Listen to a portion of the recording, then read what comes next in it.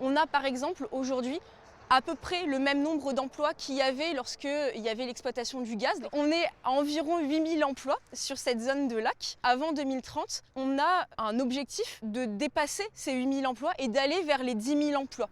Alix Duval est géographe doctorante à l'université de Pau. Elle étudie des projets de réindustrialisation sur la zone de lac, autrefois florissante. Le bassin industriel de Lac, c'est un bassin industriel qui s'est développé dans les années 50-60. On a trouvé du gaz à Lac et donc il y a un bassin industriel qui s'est créé autour de cette exploitation du gaz à Lac. Certaines industries sont aujourd'hui parties de lac. Cela crée des terrains disponibles pour de nouveaux projets.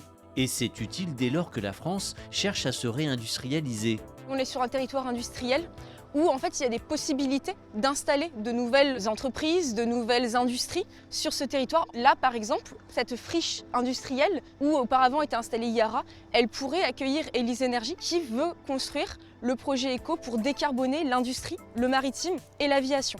Un projet d'hydrogène, un projet d'électrométhanol et un projet d'électrobiokérosène. Lauréate de l'appel à projet Zone industrielle bas carbone, Lac recense plusieurs projets industriels décarbonés. On va avoir un certain nombre de projets en lien à la transition énergétique. On a la construction de panneaux photovoltaïques qui vont se faire sur les friches industrielles. On a un méthaniseur aussi, le méthaniseur de Total Energy. On a des projets de recyclage d'aimants avec Carester.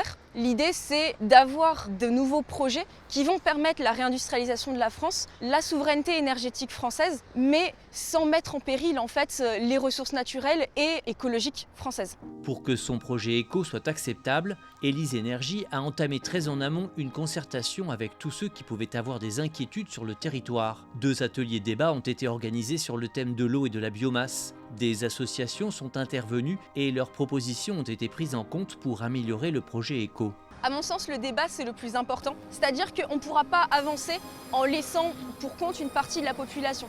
Au final, tous ces projets industriels verts seront bénéfiques pour l'emploi.